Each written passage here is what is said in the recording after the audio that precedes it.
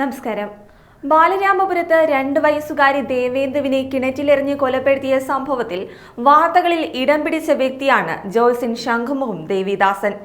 ദേവിദാസൻ സ്ഥലം വാങ്ങി നൽകാമെന്ന് പറഞ്ഞ് 30 ലക്ഷം രൂപ വാങ്ങിയെന്ന് അമ്മ ശ്രീതു പറഞ്ഞതിനെ തുടർന്നായിരുന്നു പോലീസ് അദ്ദേഹത്തെ കസ്റ്റഡിയിലെടുത്തത്. എന്നാൽ മതിയായ തെളിവുകളില്ലാത്തതിനാൽ പോലീസ് ഇദ്ദേഹത്തെ വിട്ടയക്കുകയും ചെയ്തിരുന്നു. എന്നിട്ടും 2 വയസ്സുകാരിയെ കിണറ്റിലെറിഞ്ഞതിനു പിന്നിൽ ശംഖുമുഖം ദേവിദാസിന്റെ നിർദ്ദേശമുണ്ടായിരുന്നുവെന്ന തരത്തിൽ വാർത്തകൾ പ്രചരിച്ചു. ഇപ്പോഴിതാ ഇതിൽ പ്രതികരിച്ചുകൊണ്ട് മാധ്യമങ്ങൾക്ക് ശക്തമായ താക്കീതുമായി രംഗത്തെത്തിയിരിക്കുകയാണ് ശംഖുമുഖം ദേവിദാസൻ.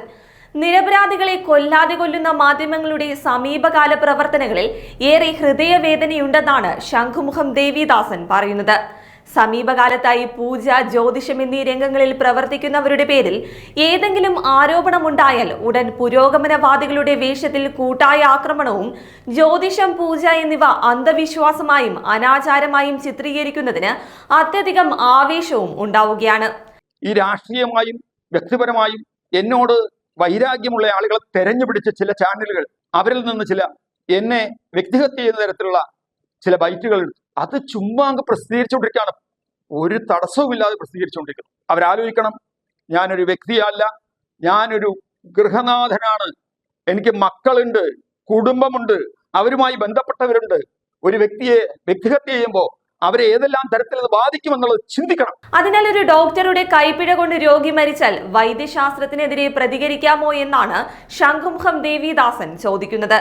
കൂടാതെ താൻ 20-ാം വയസ്സിൽ ചെയ്തിരുന്ന ബിസിനസിനെ കുറിച്ചാണോ, ആ ബിസിനസ് ചെയ്ത് താൻ എങ്ങനെ ജോത്സ്യനായി എന്നാണോ അറിയേണ്ടതെന്നും, അതോ കഥാപ്രസംഗം നടത്തിയതാണ് മറ്റൊരു അയോഗ്യതയെന്നും, ആരെന്ത് പഠിപ്പിക്കണമെന്നും പഠിക്കണമെന്നും നിശ്ചയിക്കുന്നത് മാധ്യമങ്ങളാണോ എന്നും ശംഖുമുഖം ദേവിദാസൻ ചോദിക്കുന്നു. കാരണം ഏത് തൊഴിലിനും അതിൻ്റെതായ മാന്യതയുണ്ട്. ജ്യോതിഷം 7 കൊല്ലത്തോളം വിവിധ ഗുരുക്കന്മാരിൽ നിന്ന് പഠിച്ചാണ് താൻ ഇന്നീ നിലയിലെത്തിയത്. ജ്യോതിഷ പ്രചാര സഭയിൽ നിന്നും ജ്യോതിഷ ഭൂഷണവും ജ്യോതിഷ ശിരോമണിയും നേടിയിട്ടുണ്ട്. ഇന്നും പഠിച്ചുകൊണ്ടും പഠിപ്പിച്ചുകൊണ്ടും ഇരിക്കുന്നു. ഇതിനിടയിൽ പൂജാരത്നം സർട്ടിഫിക്കറ്റും നേടിയെന്നും കൊല്ലൂരിൽ നിന്നും ചണ്ഡികാ ഹോമത്തിന്റെ പ്രാഥമികം പഠിച്ചുവെന്നും അദ്ദേഹം പറയുന്നു. ഞാൻ 20-ാം വയസ്സിൽ നടത്തിയ ബിസിനസ്, അതാണിപ്പോ ചില ചാനലുകൾക്ക് മുഖ്യമായൊരു വിഷയം. ഏത് തൊഴിൽ ചെയ്ത് ജീവിക്കുന്നതിനും അന്തസ്സായി ജീവിക്കുന്നതിന് ഒരു പ്രതിബന്ധവുമില്ല. എല്ലാ തൊഴിലിനും അതിൻ്റെതായ മഹത്വമുണ്ട്. ഒരു കാലഘട്ടത്തിൽ ഞാനൊരു ബിസിനസ് ചെയ്തു, അതിനുശേഷം ജ്യോതിഷം പഠിച്ചു. അത് ശാസ്ത്രമാണ്. 7 വർഷം ഞാൻ പഠിച്ചു. അതിനുശേഷം ഭാരതീയ ജ്യോതിഷ പ്രചാരസഭ തിരുവനന്തപുരം, അവിടെയാണ് പഠിച്ചത്. 7 കൊല്ലം പഠിച്ചത് കൂടാതെ സുദീർഘമായ രീതിയിൽ അവിടുന്ന് നല്ല മാർക്കോടുകൂടി പാസ്സായി.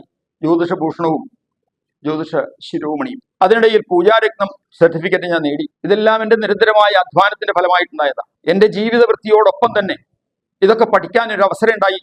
ഞാനത് പഠിച്ചു. പഠനം പൂർത്തിയാക്കി സർട്ടിഫിക്കറ്റ് കിട്ടിയതിന് ശേഷം ഞാനത് പഠിപ്പിക്കുന്നു, ഒപ്പം കൈകാര്യം ചെയ്യുകയും ചെയ്യും. കൂടാതെ ഭഗവത്ഗീത സപ്താഹവും ദേവി ഭാഗവതന ഭാഗവും ചണ്ഡികാ ഹോമവും ക്ഷേത്രങ്ങളിലെ ദേവപ്രശ്നം എന്നിവയും നടത്തി വരുന്നുണ്ട്.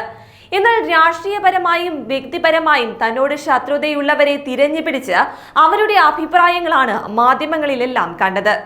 അവരെ ബൈറ്റ് കൊടുക്കുന്നതിന് മുൻപ് അതിന്റെ നിജസ്ഥിതി അറിയണമായിരുന്നുവെന്നും എല്ലാ പേരും തന്നെ കൊലവിളിക്കാനാണ് ശ്രമിച്ചതെന്നും ദേവിദാസൻ പറയുന്നു. അതിനാൽ വാർത്തകളുടെ നിജസ്ഥിതി മനസ്സിലാക്കി വ്യക്തിഹത്യ ഒഴിവാക്കണമെന്നാണ് ശംഖുമുഖം ദേവിദാസന്റെ ആവശ്യം. കൂടാതെ യൂട്യൂബിലൂടെ റീച്ച് കിട്ടുവാനായി കണ്ടവനെ കൊല ചെയ്യുന്ന രീതി ശരിയല്ലെന്നും 1000 ആണ്ടുകൾക്ക് മുൻപ് ഇവിടെ വന്ന വിദേശ ശക്തികളും മുഗളന്മാരും ബ്രിട്ടീഷുകാരും സ്വതന്ത്ര ഭാരതത്തിൽ മോദി സർക്കാർ ഒഴികെ എല്ലാ പേരും ജ്യോതിഷത്തെ തകർക്കാൻ ശ്രമിച്ചിട്ടും ഇന്നും അത് നിലനിൽക്കുന്നത് സനാതന ധർമ്മത്തിന്റെ ഭാഗമായതുകൊണ്ടാണെന്നും അദ്ദേഹം പറയുന്നു. അതിനാൽ തനിക്കെതിരെ വ്യക്തിഹത്യ തുടർന്നാൽ സിവിലായും ക്രിമിനലായും നിയമ നടപടി സ്വീകരിക്കുമെന്നാണ് ശംഖുമുഖം ദേവിദാസൻ അറിയിച്ചിരിക്കുന്നത്. അതേസമയം ഈ സംഭവത്തിന് ശേഷം ശംഖുമുഖം ദേവിദാസിന്റെ യൂട്യൂബ് ചാനലിന് വമ്പൻ റീച്ചാണ് കിട്ടിക്കൊണ്ടിരിക്കുന്നത്. ഇതുവരെ അടുത്ത സുഹൃത്തുക്കളോ മറ്റും മാത്രം കണ്ടിരുന്ന വീഡിയോകളിൽ നിന്ന് ലക്ഷക്കണക്കിന് ആളുകളാണ് കാണുന്നത്.